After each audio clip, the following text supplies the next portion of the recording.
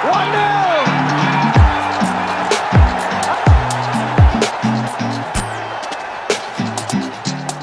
How we doing, guys? Welcome back to the Barstoolers. In this video we are going to talk about who Ireland can play in the playoffs, when it is, where it is, will be depending on who we're playing.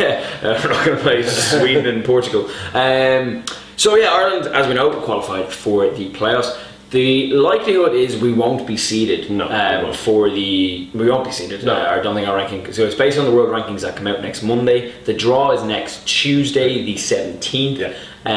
We won't jump high enough to be one of the top ranked sides. So at the moment, based on the current rankings, the teams we could face are Portugal or Switzerland, depending on what happens tonight with them in their group. Then Italy, Denmark or Croatia. Italy, Denmark, Croatia. So we can't face the North, unfortunately. I know. It's probably for the best. Yeah. So of those teams, I personally hope Portugal win tonight, so that Switzerland win. I fancy the Swiss came to Dublin last year on Good Friday and played a friendly, and I thought they were absolute muck. Now I know it's a friendly and everything, but I thought they were terrible. I think Granit Xhaka was at Arsenal at that point, was he? Yeah, he was. Or he'd signed for them or whatever. Yeah. But I remember looking at him going, Jesus, I'm not an Arsenal fan, but this guy. God, Jesus, I hate this one. I think, the Swiss, I personally think they're kind of an underrated side. You always see them, they're always kind of a fixture of international tournaments. Denmark certainly would be one team that I'd like to draw out of that, if you give me those. The team I don't want to draw is Croatia. Yeah, I know they're going through a bit of like a rocky thing. patch. They all seem to hate each other, and they sacked their manager on, what was that, Saturday? After they drew with Finland, and then they beat Ukraine to go into the playoffs. But I don't really fancy them. There's a lot of trouble in Croatian football as well. Yeah. With Dynamo Zagreb as well. Oh yeah. And Modric Lloyd apparently. Yeah, in court.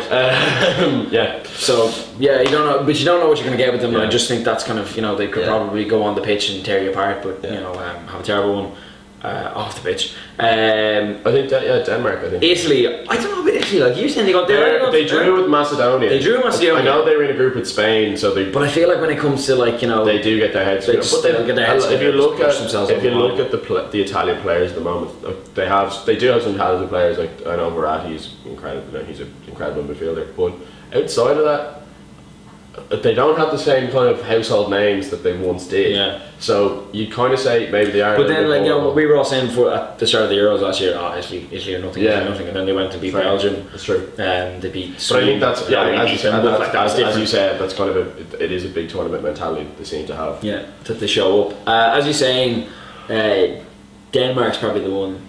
They came through a group that wasn't particularly strong as far as I'm aware. They do have Christian Eriksen. I have a friend, Johnny, probably watching this. Hi Johnny. And he was at the Montenegro game in Montenegro, and he was saying, Christian Eriksen is just. He scored 8 goals. He's just a beast. And I think outside of that, I think they're possibly similar to Wales in a way. Now I'd say their standards, the overall squad, is slightly higher than Wales, but I think they're again quite dependent on Christian Eriksen. On one. Sweden can overtake them though, can't they?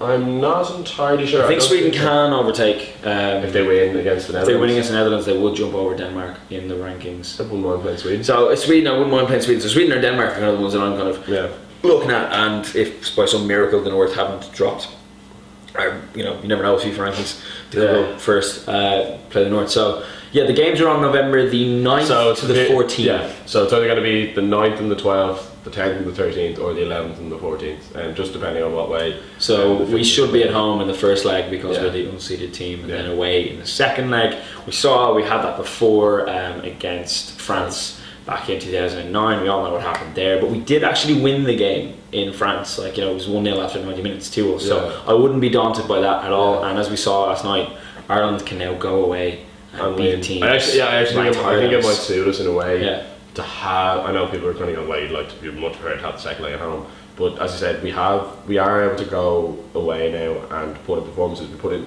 2 big wins away from home during this qualifying campaign. We beat Austria, we beat Wales, we drew in Serbia. They're we're unbeaten away. Yeah. Which, if you kind of said at the start of the qualifying campaign, of that we took 3 of them were wins. Yeah. I know we drew against Georgia, but certainly no fear. As well, there's this kind of cliche that's gone around. I heard it said a lot about Northern Ireland. It's like no one wants to draw them. I don't think anyone, like, you know, looking down the list, people kind of go, oh, after seeing us beat Wales at that, people kind of go, I don't want to play the Ireland. No, I think I think it'll depend on the team as well. I'd say someone like Croatia mightn't fear us because they're quite a good side technically. I'd say the Danes really wouldn't fancy playing us because, as we said, be tight. We're going to put it up. You know, we really would put it up to them. And the Italians are well aware of what we bring to the table. Copenhagen's also a great spot for a holiday. So you just want to see us go visit Johnny. Yeah, but I also want to see us go back to Copenhagen. It's lovely. So yeah, that's our wrap up of what can happen. And the draw is next Tuesday, as we said. We'll be covering that live in some capacity, and we have it. Who's this week's Get Report is Jason Malumbi. Yeah. It's Jason Malumbi, and he got a hat-trick for the under-19s there. Captaining them as well. Yeah. Yeah. Never mind. So we'll be back with that tomorrow, I think. Oh, I don't know. I can't. I haven't a clue. I mean, days of lost meaning. They're all just running into one big long day after that. So we'll be back probably tomorrow with the Jason Malumbi video. So we shall see you then.